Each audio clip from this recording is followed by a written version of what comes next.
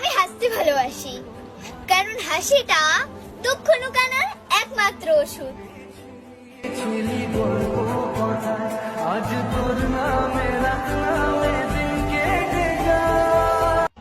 দুটো জিনিস আমি খুব মেনে চলি, যেটা আমার ওটা কাউকে হতে দিই না, যেটা অন্য কারণ সেটা আমি কখনো নিতে চাই না।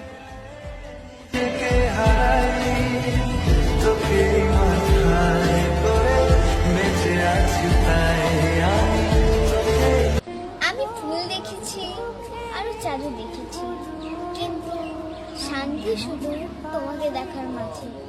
বুঝলে প্রিয়?